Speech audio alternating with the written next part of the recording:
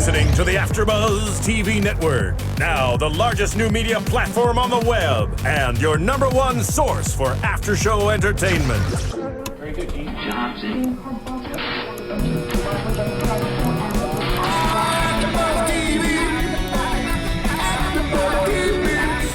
The AFTERBUZZ Studios in Los Angeles, California. Presented by Maria Menounos and streaming live thanks to Akamai Technologies. This is AFTERBUZZ TV's The Americans After Show. We'll break down tonight's episode and get you all the latest news and gossip.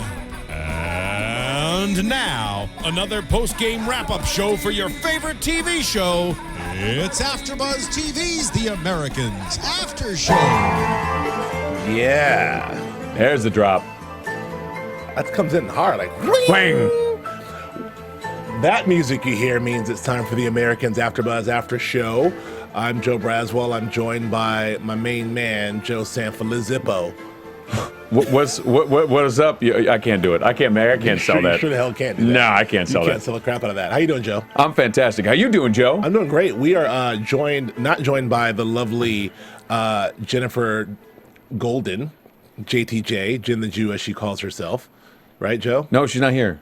I can attest to that. She's not feeling well, but we very much miss her. And we're not joined by Lori Leonelli, who is, as we explained last week, who is away for a while, and we'll be back in a few weeks. In the meantime, you just got me and Joe, and we want to talk about some Americans. Joe, I missed you last week. I missed you guys. This show is so damn good, and you know I forgot how good it was. We can gush about the show for about 90 seconds. You got 90 seconds. All right, 90 seconds. 45, go. Okay, that's all I get. No, I get 45. You get 45. Oh, there we go. So should I just start now? Start gushing. I love this show, man. It's just so well done. I love the dynamic. I just, it's so fun when a show comes back and you get back in the flow of it, and you see Elizabeth and Philip, and they're always evolving dynamic. And now the kids are getting deep right now. Paige has got some thoughts. Well, we'll get that. The show is fantastic. I mean, Joe Weisberg and the gang are doing a fantastic job. Like we talked about, and we touched on this a little last week, but we forget. We did a bunch of season 1 shows. We covered a bunch of season 1 shows last year. So we have a lot of season 2s coming back. And man, after sort of watching a bunch of different TV and getting wrapped in other worlds, to get right back into this world in the way that we are, like just right back in it, feels great. And it's a very distinct world and a very distinct story, and the stakes are really, really high, and I freaking love it. Well, it's interesting, too. And, it's kind of, all of a sudden, it's timely. It wasn't that timely when it first started out. Last season, it was kind of like, oh, perfect. We can do a show about Russian spies because there's nothing really going on with Russia. It's great. Sure. We can be totally impartial. We can shoot it from both sides.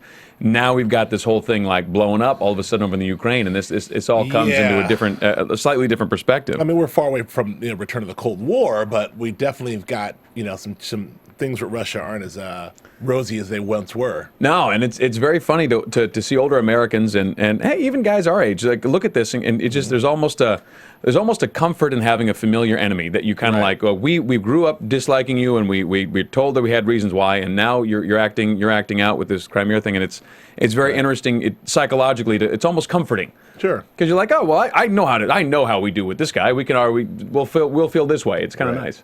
Well, so the show it's doing what it does really well. It's been said that season 1 was great, especially the first half of season 1 was really great. All season 1 was great, but they had to sort of build the world, right? They had to sort of introduce us to the characters and build the world and let us know what's happening with all these different people. Now, season 2, we know all the players, we know what's going on, we know what the stakes are. Absolutely. So now we can just really settle in. It allows Joe Weisberg and the gang to sort of settle in and really tell some very specific stories. And they're doing that with a vengeance. They're already off and running, and we've got this gigantic web of intrigue that is everything you want a spy thriller to be, right? Yeah, and we don't know who did it yet. We're not, and so there's no. I love the way this opening just you're in your normal life. Elizabeth's she's in her normal life. She's getting her morning cipher. Well, that's kind of what the question is. What is her normal life? Right. That's a separate question. But go ahead. But but it's like you're in a small, not small town, but you're in a suburb in America in the 1980s. Nothing could be more benign, theoretically. And I love that they just set it up that Elizabeth is nervous all morning long. Everything that goes on is terrifying Well, her. with good reason. I mean, absolutely. I talk about this, last week and, right. and then all last season that the show is really at the heart is really two things. It's a old school, good old fashioned spy thriller in the vein of like the Parallax View and 3 Days of the Condor and those old. I referenced Tinker Tailor Soldier Spy, like these sort of old school spy stuff, right? And then it really is the heart of this. It's a family marriage relationship drama, sort of shoved in the. It's a kitchen sink drama in the middle of all that. Well, yeah, because you've got this is really about marriage and family, and this isn't not only my take. This is a few people's take. Absolutely, Andy Greenwald from Grantland says this a lot too, but it's just it's a family. It's a show about family and marriage and how tough marriage is in a general, just as normal. If you're normally married with a family, it's hard. But if you are a super spy at the same time, it's a little more difficult. So well, and that's the whole crux of the episode at the end and we'll get to it when we get there. But Philip and Elizabeth at the end, that's what they're talking about. What is more important? Yeah.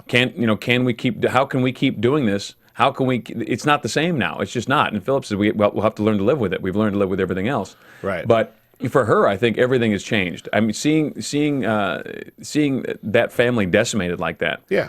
And seeing and just the idea conceptual, like they're going to take care of the son. Well, what does that mean, right? What does that mean? Take care. Well, yeah. Well, let's set the table a little bit first too, for a second here, because the table is. I feel like the table needs to be constantly reset because there's so much going on that we can't. It's hard to just like start plowing through, but. You have a very confusing spy setup here that is awesome, right? So you have. At the center, you have Philip and Elizabeth, who are Russian spies, who are posing as Americans, as we know, the show The Americans. We have next door to them is our boy Stan. Who FBI. is investigating them, but not knowing it's them. Counterintelligence. FBI right next door. He is what are the odds? having an affair. What are the odds? He's having an affair with a woman named Nina, who happens to be in the Russian consulate. The Rezidentura. The Rezidentura in the Russian consulate, who was initially there to get information from him. I mean, initially there to help him, but now she's jilted and upset because he killed her guy. So now she is very dutifully and taking notes, spying on him and seducing him in a very cold, clinical Russian way. Doesn't make her any less hot. And then you have Arcady and his crew, and their counterparts, Gad and the FBI doing their thing. You have Philip, who is also in a separate marriage. Dude's got two wives. Yep. Separate marriage to He's rocking Martha for the purpose of getting intel from the FBI. So it's like the circular thing of intel, and all these players are sort of getting intel from each other. So all in this world of dead drops and no cell phones and no computers and listening to the radio and writing down codes, and so it's awesome. So what we had last week is we saw a horrible murder of two other Russian assets. That it was Emmett and Leanne, who had a family, a son and a daughter. The daughter was murdered in a job gone wrong. This has had a let me toss that there. We don't know. We don't know that. We don't know. We don't know if it's a hit, an assassination, a job gone wrong. But I'm just going to say that it's gone wrong because they're dead. Yes, but that's the whole crux of it. We don't know who killed them. We don't know who killed them, and we don't know. So this has caused Elizabeth to really like hunker down and really, for the first time, both of them, Elizabeth and Philip, but Elizabeth to really focus in and really like worry about her family. She says, I've never worried about them. So you see the paranoia before, when they were young and they're coming in, and Elizabeth's this true believer, and they're very they're so cavalier about their job. Like, this is our job. We're coming in and we do this thing, and the kids are fine. We're going to do our job. It's our job. It's this country. And now it's sort of like, oh, our job is like our job, but our kids are here, and people try to kill us, and we're spies. I think there's a weird realization for Elizabeth that this is real. Well, there's almost like a naivete that they've almost forced themselves to kind of adopt. It's all they know. That's it. And I think a lot of people. I mean, there's parallels in everyday life. There's a lot of people that convince themselves that I work 60 hours a week, my wife works 60 hours a week, and the kids spend a ton of time at home alone. But it's cool. it's all good. I think we all convince ourselves of that. And I think with them, there's just, obviously there's a much more real danger. But like last season, we had the episode where the kids get picked up on the way home from school by that random dude. They wind up in the park drinking beers. Dude tries to rape Paige. And they don't even know about that. Mom and Dad still have no idea. That was a very scary yet random episode. Remember that? Yeah. I still think that's going to somehow come back, but we'll see. We'll see. We're certainly getting a taste of Paige. Paige is not taking no for an answer. That totally played out like a weird 80s after-school special, wasn't right? it? Like, I expected... it was so like an after-school special gone wrong. Expected Mr. Drummond to come around the corner any minute and be like, no, you guys... Oh man, but yeah, so it's really, but it sort of raises the stakes. I mean, the stakes were already raised super I don't know high. how much higher you can get than they But already live turn with. it up to think like, oh my God, our kids, and then of course, as the audience watching, we also know that the scent has gone cold, but Stan is bumping around still. But more importantly, their daughter is now Snoopy Snoop Stone, like super. Yeah, she's Snoopy McSnooper. There's no question. Doggy dog. Snoopity doop doop. I got nothing, man. Okay, I only had you. one. I know. I only had one to go. It's so All sad. Right. Anyway, she's snooping around, and she's not, and the son, my man, he's like not. He doesn't, not say he doesn't care, but he's very much like. He's like, yeah, whatever, it's all good. Mom and Dad are home again. Yeah, we're cool. Let's play some life. What's going on? Yeah, Henry's just excited everybody's back. Yeah. But, shit's back in the horse. Let's have a good time. Yeah, Paige, on the other hand, is on the super snoop. Now, what do you think? Do you think it's because? Do you think she's trying to find out if Mom's having an affair?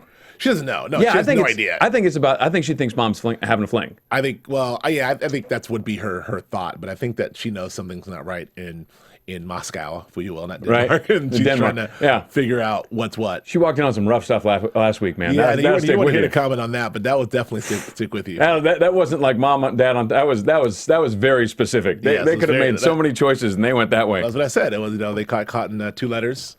I mean, two numbers. Two numbers, starting with a 6 and ending in a 9. That's not catching Dad on top of Mom. That's a little bit different. Yes. Anyway, so we have this. So now they're very committed to trying to get to the bottom of this. So while Elizabeth is going to stay home with the kids and do her thing, Philip is now going to go on the business trip, which is great. It seems like that's the way to do it. I mean, usually if you can get one person on the business trip and the other person home with the kids, then that makes more sense, which is how they work. But a lot of times it's like last season they're on these missions together, or they're on separate missions and the kids are just kicking it at home, whatever. But this instance, Philip went to go try to get to the bottom of what's going on with with Emmett and Leanne, and really trying to see what's really going on with this asset, Fred. Well, let me ask you this, because I enjoyed that breakfast with he and Martha quite a bit, because it was so interesting. First off, how does he pull that off? Like, how do you pull off, like, how many days you're with Martha, and then, like, you got to have a good line of shit if you got your girl convinced that it's cool that you're never there. He travels, and I travel for work, and I'm so stressed out, and I just can't be here. I know, and I'm stuck in Boston, and it's such a good line. I mean, look, that's real. Like in the world, if you work in we work in entertainment. I mean, like, you can go do a movie or go do a TV show. Sure, you can go do stuff. I mean, you have jobs. You're gone. Yeah, but I'm gone from time to time. That much, like enough to pull off a whole marriage. That's fantastic. Well, yeah, no. An entire marriage. What's they're newlyweds? Yeah, it's brand new. They're newlyweds. But I love the way he at breakfast with her. She's talking to him about the senior clerk position in the Equal Opportunity Office, and he's just like, what? No. Yeah. You're more than that. Master manipulator. Oh, so beautifully done. And the reason being because if she takes that senior clerk's position, what's the point? Divorce. Absolutely. DIVORC. He'll no longer have to sleep with Martha. But get out. Now that he wants her to go senior clerk counterintelligence. That's where you got to be. That's the ticket. Yeah, absolutely. And he talks her into it. Hey, she goes right to Gad. She says, I wonder, hey. Yeah. Oh, you're not going to believe it. There's an opening. So mission accomplished there. She does nothing. He gets that information. So he then goes off to see what he can find out with Fred. He gets, all gussied up in a cool ponytail. I mean, the wigs. The wigs are. I love the wigs in this show. I think I will say so far, 2 episodes in, the wig situation. I think the wig game is up. I think they've upped their wig game. I think that's fair to say. The wig and mustache game is up. I mean, like, I hate that we have to have this discussion. But we gotta have this discussion. But we gotta have the this internet discussion. is having this discussion all last season. Dude, the wig game last season was terrible. Like, Yeah. you come on now. You, I don't know if it was terrible, but well. oh, there were some that were somewhere that were like, come on now. Right. How can you be in bed with this guy and not know that's a piece? That's crazy. Well, my favorite thing is like, I don't know. I don't know what disguise like someone could wear if I knew them and then not know them. Like the whole thing that Fred, Fred was friends with my man Emmett, right? But he knew him as Paul. As Paul, yeah. Right. So he's like, So you never saw him not in disguise. It was like, I saw those people. That wasn't Emmett. And that wasn't Paul. No, Paul had a disguise on the whole time. Oh, man. All right, I'm going to untie you. No wonder I didn't recognize him. He had a wig and a goatee. I don't. What did Paul look like? I don't even know. Anyway, go ahead. Oh no, we haven't talked about our Russian frat boy, who I like this character they've introduced. I want to get to. Yeah. I think I want to jump, back over to the other side in a second, but I do want to get through this. Just Philip going through the Philip storyline of him going through and meeting up with Paul. And he, I love the way he infiltrated the house. I love everything about him, like opening the doors with the screwdrivers. Oh yeah. But he had the electrified box, which sort of took him out, which is a good trick, man. Boom, pop. That's a good '80s sort of trick right there. I bet you could do that today. I bet there's nothing '80s about that. You can hook somebody up right now. But no, you don't got your Go box. Like with a pair of jumper cables in a bag. I don't got a Go box. I got to get a Go box. You got to get a Go box. I just feel completely lost. I mean, if you got a Go box. You got to go bag. I got to go bag. You got to go bag. Everyone's got a Go box or a Go bag. All right, tell us, interwebs. Do you have a Go box? How many of you out there actually have a Go box? Well, no one has a Go box except for Russ Cole on the. Oh, okay. Well, I'm curious if there's anybody out there who's genuinely got like a "Hey, I'm out in 30 seconds" box. A Go bag. A Go bag. We live in California. There's earthquakes and stuff. You never I don't have one. I mean, I got like Go bag. I got earthquake stuff, but I don't have like a. I'm out. Yeah, you got to get one. I'm way behind. So electrified. He wakes up. He is tied up and with a gun and a very, very nervous Fred, sitting calling for help. No, Fred does not look like he's in a good place. No, Fred does not look like he's in a good place at all. And props to Philip for doing an outstanding job of talking him off that ledge. Because there was no way. He pointed the gun at him probably 3 times. He cocked the hammer once. And he said he was sorry, too. It was like that. It was like so bad. He's flubbering, and he's I'm sorry. Yes. I was like, oh, he's going to kill him. Like, yeah. Short season, season 2. Season 2. Two season episodes. 2 episode season's over. Yeah. Let me ask you a question. Yes. Fred seemed like he was fervent. But he asked what Peter's real name was, and he said Emmett, right? Emmett. Peter's Paul. Paul. Yeah, I'm sorry. Paul's real name was Emmett. Paul's real name is not Emmett. Paul's real name is something in Russian. Yes. So here's my question to you. And in Russian was never spoken in this conversation, and at no point did our boy Philip break character. So who do you think Fred thought or thinks he's working for? It doesn't matter. That's the beauty of it. You think so? It doesn't matter. I think Fred knows he's working for the cause, which is the whatever the cause is. I think he knows he's working for the Russians. He knows. You think so? He knows because he's very the information that he's giving him to. Okay, it's only germane. Is germane for a very reason. That's It's why he's germane to the That's Soviets. why he's like, this is important now. You've got to go get this intel now because they're going to do the sequence. They're gonna move it, and then you'll never see the numbers. Never get it. So it's just like we're jumping ahead here, but just like the South American lady, who was not Russian, but was, whatever she's doing down there is a good for the Russians to have a stronghold down there in South America. Your revolution is beautiful. Your revolution is beautiful, which is that's a great little moment. We'll get back to that. So so I don't know, but I guess, but in some instances, like this, whether it's this walk-in who walked into the Rezidentura, or whether it's some of these people maybe may or may not know who they're working for. Some it's about money. Some it's about like a larger like my man Gregory. Yeah, like Gregory, he knew he was working for Russian, but it was about a larger cause or a different cause. It wasn't necessarily about America versus this. But I think in this guy's instance, I guess the point I'm making is we don't know what people's motivations are, but they know what they're working for. So he was talking about a propeller, wasn't he? Well, yeah. So they're machining a propeller, and so would you think stealth technology for a submarine? Is that what we're talking about? That is one. Yeah, that's one way to look at it. I think that that the timeline fits right.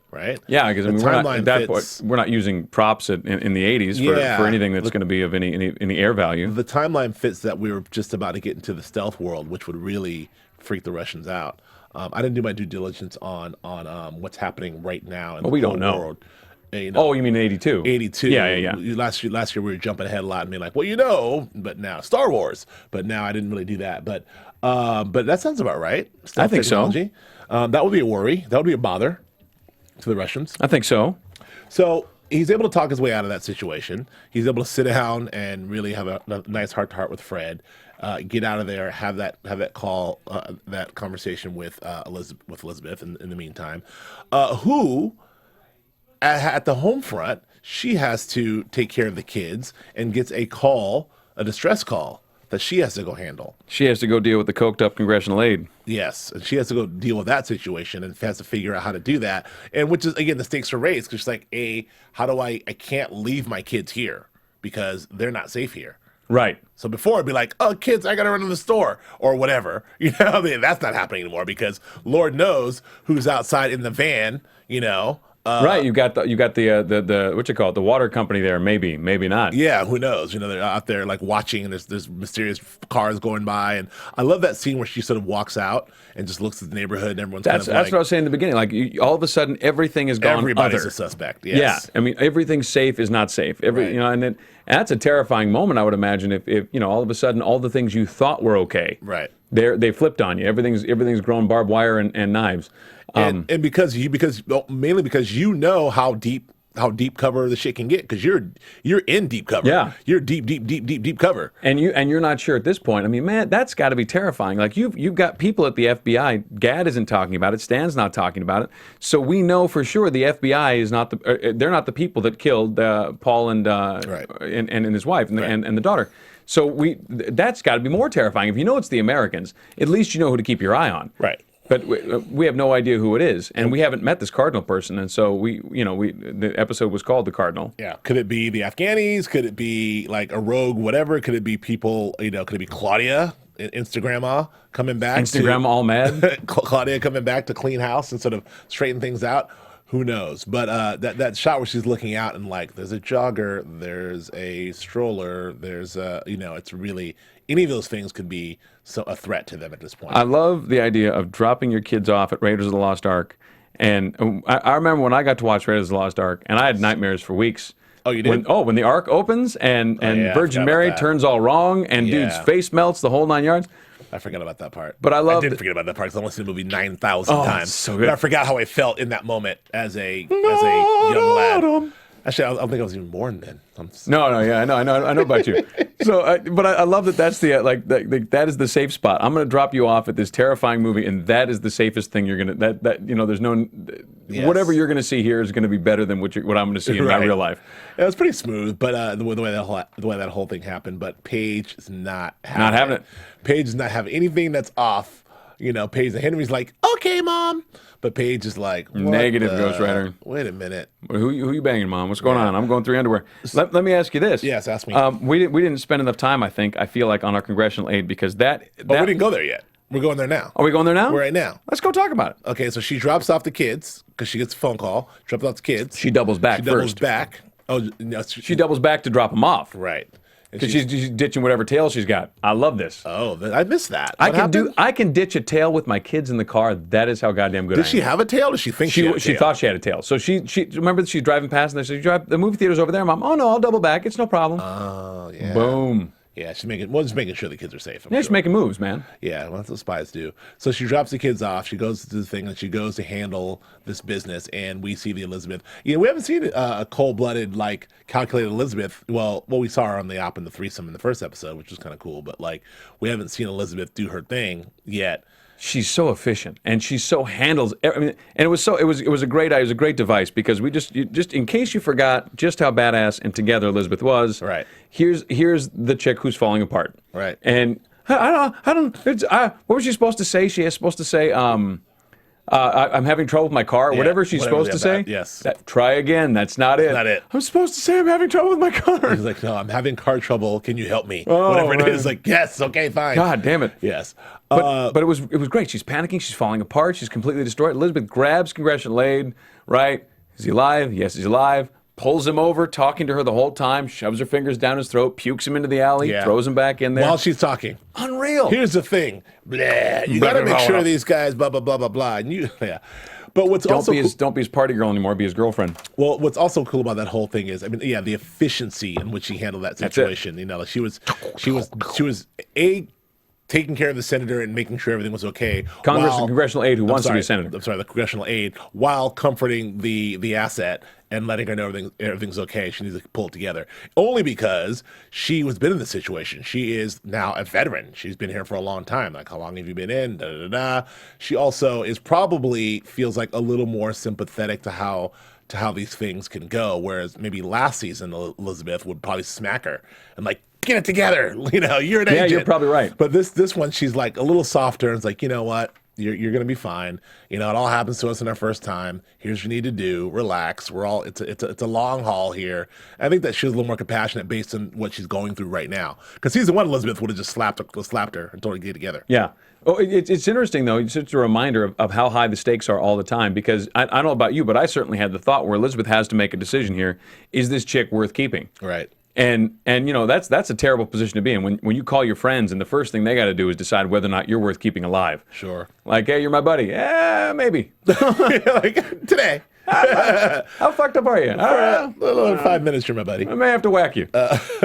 But yeah, so she was able to take care and then give her, and then after she like A, assessed the situation, B, calmed her down, and then C, she sort of, basically pumped her back up by saying your beautiful cause. Yeah, you're doing great. You're doing the right okay. thing. And stop being his party girl, be his girlfriend. That's such good advice, too. Yes, exactly. Like, be there for everything. Don't be there when he wants to get stupid. Yeah, because you don't need it, You don't need this headache. He's going to do it again.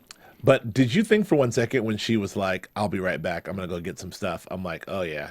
Did you think she's That's what I thought. I thought she was going to come back and everybody's going to go to sleep. Yeah, so did I. Take this. Yeah. I'm like, oh, poor kid. I'm like, she never saw it coming. But well, apparently not.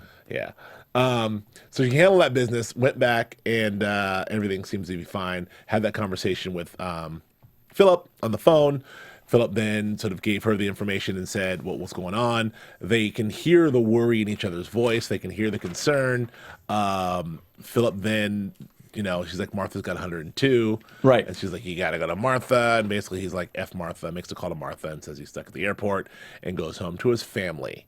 And then they have that very poignant conversation about... Well, wait. Martha's getting a gun. We got to keep that in mind. Oh, yeah. We got to keep in mind that Martha's getting a gun, which to me means we now know how Martha's going to die, which makes me sad because I like Martha. What are you saying? That Philip's going to kill Martha? I'm saying, why would you introduce a gun into the storyline unless someone's going to use it? Well, she's gonna find out who he is and then pull the gun on him. That's what I'm saying, and that's how she's going to get whacked. You think he's going to whack her? I don't think he's going to have a choice. He's going to be very sad. That's an early prediction. I may be jumping into predictions here, but Martha is not going to make it. We know that much. We've known Martha's been on borrowed time all of last season. But I just really hope it doesn't come at the hands of Philip. I like Martha. I like Philip, but she's got her hair in curlers, eating some bacon. She's caught a little flu. Poor Martha. She's got to go. She's trying to clerk her way to the top. Clerk. You know that Martha's got to go. There's no question. You know what can I tell you, though? Gots to go situation. I love that she was rocking the vaporizer. That made me happy. That was like such a beautiful 1980s touch. Vicks vaporizer, baby. I'm like looking at him in the back. I'm like, that's a flipping vaporizer. There it is. I love it. Oh, I love it. The 80s. What are you gonna do? Well, we're gonna put a lot of moisture in your room, which is great for your lungs. They still have them now, but but they're a little more modern. A little bit. Yeah. They also have what do you call them, nebulizers, which are a little better. In case you have the asthmatics. Yes, but the vaporizer that was the ish back in the day. I laughed hard. So that's that. So then we they have that very poignant conversation about family and Philip's there and how he shouldn't have put Henry in harm's way, and Elizabeth does not scold him or chastise him like she usually does and says, that's right. But she says, no, you're right. You didn't know. You're doing your job. No, you didn't have a choice, she says. Yeah. And then he says, yes, I did. Oh. And she doesn't correct him, and that's where we land. Yeah. And I think that's good stuff because I didn't see that he had a choice, to be honest with you. I felt like Paul put him in a really tough spot. Yeah. Like, hey, this happens in 30 seconds. Let's go. You got to do this right now. Yeah, he didn't have a choice. He had 3 minutes. What is that? What he had 3 minutes for the drop? Yeah, but the bottom line is, if he didn't do it, what are the repercussions? Like, we also know from season one that Philip, at least from the pilot episode, Philip was like, and the pilot Philip's like ready to go. He's like, let's just freaking let's defect. We're done. We're done. Yeah. I'm sick of this crap. Like, I love you. This is ridiculous. And I think that Philip has been sort of, he's got his act together now. But now Philip has said that I did have a choice. Like, I think this is kind of back to the old Philip of thinking and knowing that, he has some say so here. Like, he's not just blindly following Mother Russia. Well, that's the whole gist of the conversation here is they're trying to sort out, like, really where do we land here? I mean, do we land family first? Do we land mission first? Because right now they're obviously living mission first again. Right. And they just saw what happened to that's a terrible little wake up call for everybody. Yeah. So let's jump back. Well, let me ask you another question. Oh, yeah. Because we have that Paige phone call. Who is Helen Rivas? Paige makes that phone call. She calls the operator and she wants to find out there's a postcard, and she's. Oh, you know what? This is where we're gonna get interneted. I don't know if we're supposed to know. Are we supposed to know? It was my assumption that it was something from a previous mission or a cover story. I think it was a cover story. Maybe it's a cover story. Or a mission, or maybe it's the woman at the cabin, Maybe it was the woman at the cabin. It was, whatever it is, I'm sure someone will help us out online. Please help us out, iTuners and YouTubers. But I think it was obviously something from a previous mission where that was a cover story, which doesn't add up. So she's not good with it. She's trying to check. She's trying to vet everything. Like, well, you said you were here. Who is this? I've never heard of this Helen Rivas lady. Yeah, Aunt Helen. Well, right? On T. I've never seen. So, all right. So let's jump over to the Russian side, the Russian embassy. Well, let's jump briefly. Let's dip into our toe into the FBI first. So we have. You want to talk about our boy Stan? You want to talk about Gad? Yeah, Stan and Gad. I mean, so Stan, man, I don't know. I really like. I think Stan is like very, very. We've established last season that Stan has this super dark past. He went in deep cover with the bikers, and it fucked him up somehow. We established that Stan is really, really good at what he does, but we also established that he's really, really bad at being married to his beautiful wife.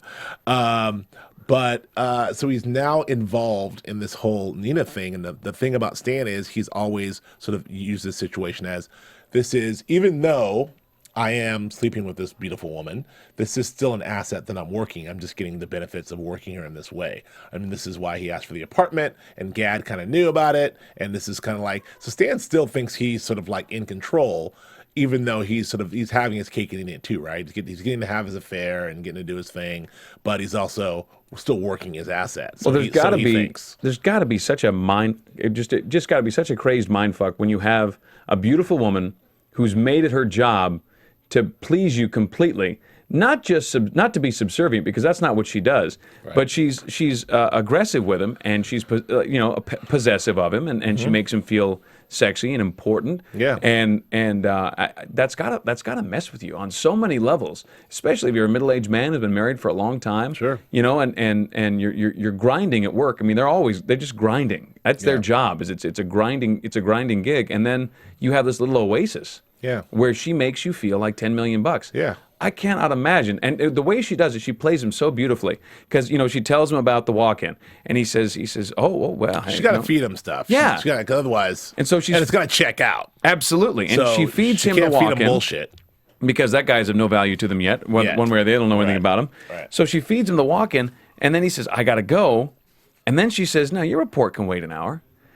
And hey, so to me, that's that makes him feel like she really wants to have sex with me. Yeah. She wants to be with me. And we know and that's the second part of it that's almost more important than the sex itself, is that he feels that want. Well, this is her whole plan. Like she's using the power of the P, if you will. Yeah, absolutely. Because she's very, very aware of how attractive she is and how Stan feels about her, but she's also aware that Stan is not in love with her yet. Stan is still just doing the do. But so she's going to turn it up. She's turning it up. She's in order to get Stan to really fall in love with her, and that's playing up the vulnerability, playing up all these different things that women do. That I wouldn't know about because Yeah, I know. It's funny. My father's 84 years old, old Sicilian man, and his point of view is there's not a man on earth that cannot be had. Sure. And he's like, if you're dumb enough to put yourself in that spot, whoever it is that wants something from you, they will find a way to get it from you. Oh yeah. And this is a perfect example of it. She will absolutely find a way to make him hers. And also, the great philosopher Chris Rock also said, a man is only faithful as his options. So one of the top 10 most beautiful quotes of all time. So stand there. I mean, the other thing is, I mean, look, Sandra Beeman is no slouch. I mean, I think she's fantastic. But I mean, if Nina's calling, I mean, Stan's gonna do his thing. But the point is that Nina is really getting Stan to try to fall in love with him, and she's doing so by emotionally and sexually, and she's documenting her process. How grim was that? It was grim because it was very much like it just felt very, and I don't mean this this may sound pejorative, but I don't mean it that way, but it just felt very Russian, very clinical, like how I think of the Eastern European, like I will report I went down and performed oral sex on him. It was deep, man. Because the report has to read like, yep, she's doing her job. Well, yep, that'll get him to fall in love. She's not messing around. But she has to let them know that like she's doing everything she can to get him to fall in love with him. So before there's like a before I allowed him to penetrate me. Yeah, that's a lot of detail. That's dark, man. That's like a robot penthouse form right there. Yeah, it's like the worst penthouse form I've ever read. I then allowed him to penetrate me before I went into my. They got letters from not sexy. Yeah, not sexy, not sexy. How could Nina, the sexiest woman on earth, be not sexy? Nope. That's how. So that happened. So we know that she's working. So speaking of working, we back in the Rezidentura, we see that our guy, we have Arcady, who's doing his thing, but we have our guy, Mr. in love with Western culture. Oleg. Mr. Walkman. Son of the Oleg. He's Mr. Rod Stewart. His dad's a highly placed guy in the party, right? Yes. So he's on his assignment that he wants to get a Western assignment. Isn't that what Arcady said last week? These new kids, they want to come, they're going to be the death of us. Yes. I love this idea of a Russian frat boy. Didn't he just feel like a frat boy? Well, he does, but I feel like that there's a thing there. Obviously, that he's shamelessly flirting with Nina, but I think that Nina's going to be into him. I said this last week. Nina's into him. You think so? Oh yeah, for sure. She's doing her very look. I think Nina's sort of into him, but I also think that I think there's going to be that guy's going to be in charge soon. That's my prediction. Arcady's doing his thing, but I don't know what's going to happen. But my man will be in charge. You think so? Oh my God, he'll be in charge for sure. Because he's gonna be the new Arcady in no time. But anyway, I'm skipping ahead. But I gotta say, I love the idea of having. He felt to me like a kid straight out of Yale or Harvard in one of the big societies, walking in, grabbing the book off the shelf, putting his feet up. Hey, how we doing? Yeah, like the world's like he's not a kid in the world. No, hey, I gotta get my report for science technology. Yeah. Come on, what are you guys doing? Spying? Meeting? What is this? What are you? A meeting and spying? This shit's easy. And he tells Nina, he says, "What do you say to Nina? You're the only one I've met so far that is more than she seems." And she goes, "Well, maybe you're wrong about everybody else." That's a great line. that's a great line. This is your first posting, isn't it? It's first real like one? an old Mae West line or something. Right, didn't it? That's great. Like, it's okay, kid. That's a cute idea. Yeah, I like that. But I love how he's, I like the new wave music. I like going to the disco. I like dancing. Yeah, he likes dancing. That's right. But I love his last line though. I'm a feminist. I only work for Mother Russia. I thought that was a great line. That was a great line. I only work for Mother Russia. That was the killer. Yeah, that's the walk out of the room line. That's how you do it. I'm a feminist. I only work for Mother Russia. Mic drop. Good night, Wisconsin. Mic drop. So things are going on there because we know that there's stuff that Arcadia is working on that and something obviously something called Cardinal. Something that they're working on that Nina doesn't really know about. There's excuse me, Nina. And he goes in the other room and he's talking about some other stuff.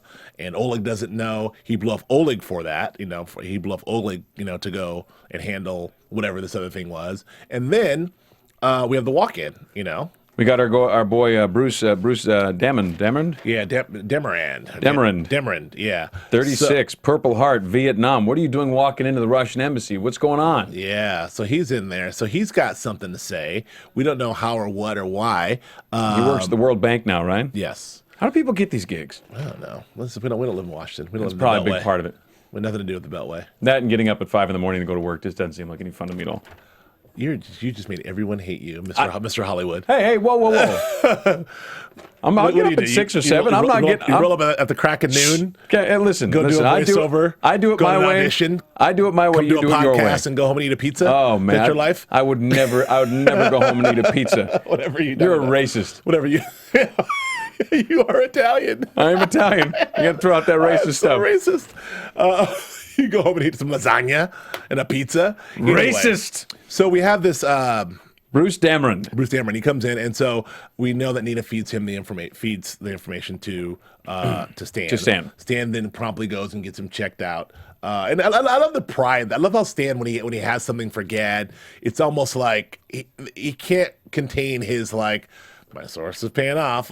Boom. I worked her again. It's almost like, I gave it to her last night and she gave me the info. She couldn't help herself. She couldn't help herself after I laid it on her. I got to tell you, I've said it before. He had this smirk, like the way Noah Emmerich But Noah Emmerich can do that. It's so great. Like so many other guys would come off as such a D-bag, but Noah Emmerich, for whatever reason, the way, maybe because he slows down sometimes when he's talking and just the face, he gets away with it. Where like that exact, if another actor that did that exact same thing, and he was 20% different than Noah Emmerich, you'd be like, this guy's a D-bag. I hate this guy. Yeah. I hope he gets killed. Yeah, it's weird, but it also sort of sets up, it's a really good device. It's really setting him up. Because now, knowing everything we know about Stan, like it's really setting him up for a gigantic, rude awakening of it's going to be brutal when he realizes Nina's betrayed him or is betraying him or was betraying him or not, who he said she was. Or is she going to be the one who pulls the trigger on this whole thing? Is that what she's... Yeah, who knows? I mean, like the whole thing is, it's insane. And then you have, this whole bit where you saw the wife who I think is having an affair at this point, but the wife who's still at home and then Stan, and he's got the past. I just feel like Stan, the only joy he really has is being with Nina and then coming to the office and then telling Gad what he found out from Nina. Like those are his like moments of like of joy. So they're very exuberantly working on this asset. I gotta say, I wasn't here last week, but Stan's choice of movie last week to show Nina. I talked about that. What are you doing? Here's what you don't do to your Russian mistress. Right? Hey, it's a movie about whores. You'll love it. You're a whore. Do not show your Russian mistress. Oh God. French lieutenant's woman. Could you be more tone deaf? Is it possible? Yeah, he didn't know. The guy said it was a good movie. Make her cry. You're a prostitute. Let's watch Pretty Woman. What? Yeah. and Nina's like, you finna make me cry? He's like, no. What? So yeah. Anyway, I had to mention it. So now, the table's set, right? So we have, we still have this murder mystery to sort of figure out who's killing who. We still have to figure out what this new device is that they're now. That seems to be the attention of all the spies. We still have to figure out what my man here is, what the walk-in is there to walk in and do. I got to tell you, I loved the way they handled the walk-in. I love that we get on the squawk box. You're not going to get to see me. You don't know me. And it's terrible. I understand completely. I really want to do my best for you, but you're not going to see my goddamn face. That's what I do. The takeout guy. That's at my house. Right? You don't know me. Leave the pizza and go. Leave the Thai food on the front porch. The money's in the mailbox. I love that. It just reminds everybody always. That's one of my favorite things about this show is that the tension's always so high. Yeah, and stakes are high, tensions are high, and it's all any little thing like, hey, a guy just walked in off the street. Right. Nope, he's not going to see me, and you're careful at every step of the way. And what's so brilliantly written about it too is you're able to use the lack of technology as almost a great almost a character in itself. The lack of technology, the lack of communication, the way that messages travel so slowly, and the way you have to go and see things for yourself, or you have to wait for the codes to come, or for the dead drop, or for the whatever. Like all that stuff is amazing. Absolutely. And the assets are key. Like you need, you have, because there's no technology, you need more people on the ground. You need more boots on the ground, more actual people on the ground doing shit. So I don't know. We'll see here. It makes me wonder where this season is going, because we know that breaking through on the other side here, we know that Margot Martindale will be back for a few episodes. So we know that Claudia will be back. Oleg is got the other shoe's going to drop with Oleg. He may be like, I'm here to spy. I'm here to, observe the office. And I decide that everyone's fired. I mean, something's going to happen with Oleg. I don't know. Martha, the whole Martha and Gad, and there's just so many things. But what's going to happen to you? Do you think when, and this is going to happen within the next 2 episodes, when Paige actually finds something that she's not supposed to find? Like, what's going to? I mean, how is that conversation going to go? Do you think that they're going to tell Paige? You know what's like? Are they going to let Paige know what's what? No, there's no way. You can't do that. Do you think they have a plan? Maybe they have a plan where one of them takes the fall for an affair. Maybe that's the deal. I don't know. They must. I don't think they have because the kids they were little. They're growing up. This is the whole thing. Like kids. Well, how old is Paige now? Is she 14? Yeah, she's Paige is 14, 15 now. But the point is that they haven't had to worry about this for like 13 years. This is just a non-issue. They can just do their thing. And now, all of a sudden, it's like we have to, like 13 years ago, you don't have a plan. Like by the time the kids are 15, we have to have a plan in place. No, like this is. Well, you know, not for anything. I don't have a plan to tell my daughters if it turns out I'm a Russian spy because I'm not a Russian spy. But, you know, if I'm a Russian spy, I'm probably going to make a plan, for what's going to happen if my kids figure it out.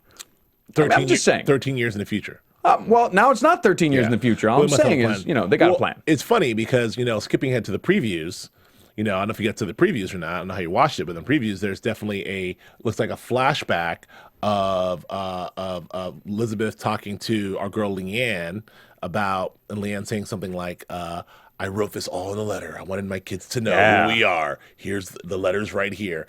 I don't know I don't know why she would just think of that right now.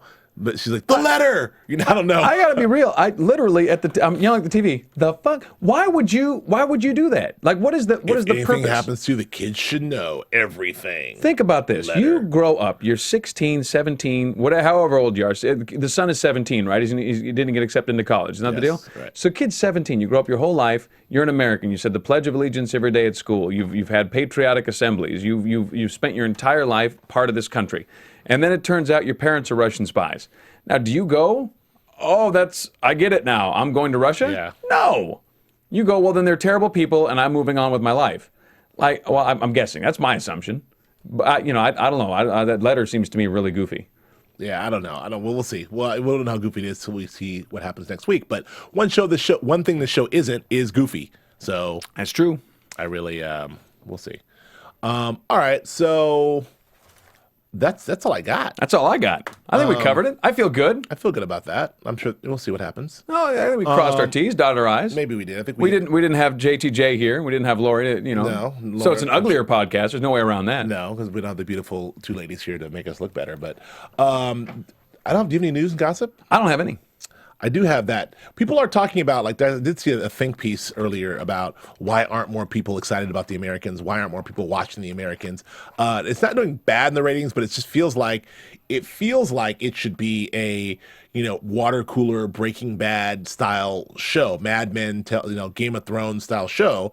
But because it's buried on Wednesday nights or whatever it is, it's just not getting the shine. And even with shows like Justified that are still hit shows, The Americans is getting a lot of critical acclaim, but it's still not in the ethos. It's still not in the pop culture ethos. I'll tell you my opinion. Why do you think that is? Here's what I think. I think that the way that they shoot this, the way that my 2 cents is the way Philip and Elizabeth interact, the way their marriage works. Yep. I think it almost hits too close to home for a lot of people. But people aren't even watching it to know if it's hitting home or not. Well, it's not enough. There's not much. They see the sickle and the logo, and they're like, "I'm out." You think so? Yeah, I think that's it. All right, you might be right. I mean, not like I hate Russians, but it's just like whatever it is too complicated. I don't know. There's a hammer and sickle. I heard they're spies. If people 80s, are not, I don't know. People ought to be watching the show, and it's phenomenal. It's so well done. And not for anything. Every time they're driving in a car, I'm always like, where did you find so many old Oldsmobiles that aren't broken? Like, all right. It just blows me away. And it is interesting to see how homogenized. Oldsmobile is one of our sponsors, by the way. Oh, damn. No, fine automobile until it was discontinued 2 years ago. I'm kidding. I had it. It was my first car was an Oldsmobile. Yes. It exploded. It was amazing. Oldsmobile. That reflects the opinions of Joe Sanfelippo and Joe Sanfelippo only, not the network. Let's jump into predictions. Let's do it. And now, your AfterBuzz TV predictions. Joe Sanfelippo. All right, as I said, I fully expect that now Martha's got a gun. I think now that Martha's got a gun. No. Yeah, I did it. I did that. Yes, go. Now that Martha has a gun, I think there's no way in hell that she's not going to end up being killed by her gun. There's just, why introduce the gun unless you're going to do it? So I think that's what's going to happen with Martha. I I think Paige is going to figure something out, but like I said, I think they're going to have a play. I think they're going to have like a code alpha, and then I think Philip's going to take her aside and be like, well, you know what, we had some troubles, and here's who this person is, and it's my fault, and I did this. All right. That's what I think is going to happen. I think that I've said it already a bunch of times already, but I just think this whole Oleg thing is I think Oleg's gonna really start flexing his muscle. He's not just hanging around listening to Walkman. He seems too cocky, doesn't he? Yeah, like his swag is way up. I mean, way I know too deep. that his parents or whatever, but like, I feel like the Oleg shoe is gonna drop.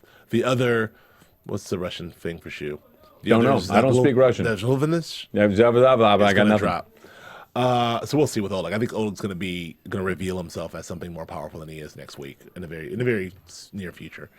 That's all I got. Where can we find you, Joe Sanfelippo? You can find me on the interwebs at Twitter. It's Joe Flippo, at Joe Flippo, JoeFlippo. My website is josephsanfelippo.com. How about you, Mr. Braswell? You can find me on Instagram and Twitter at Joe K. Braswell, I think Jen Golden is at Jen the Jew. I think so. Yeah, on Twitter and Instagram. And then there's something about drunk girls. And I think it's at 2 Drunk Girls for them as well. I'm probably butchering all of that. Jennifer, I'm sorry if I am. But we love you, and we will see you next week. Hopefully all of us will be here for The Americans Episode 3. Thanks for watching. Thanks for downloading. Thanks for listening. Please continue to rate us. It helps other people find us if you rate us on iTunes. We love your comments on YouTube, and we'll see you next week. From executive producers Maria Menounos, Kevin Undergaro, Phil Svitek, and the entire AfterBuzz TV staff, we would like to thank you for listening to the AfterBuzz TV network. To watch or listen to other after shows and post comments or questions, be sure to visit AfterBuzzTV.com. I'm Sir Richard Wentworth, and this has been a presentation of AfterBuzz TV. Buzz you later. The views expressed herein are those of the hosts only and do not necessarily reflect the views of AfterBuzz TV or its owners or principals. Thank you for watching AfterBuzz TV on YouTube. For more of your favorite after shows and interviews, subscribe to our channel here, and be sure to share your opinion on the episode in the comment section below here. We'd love to see what you guys are buzzing about. Thanks again. Buzz you later.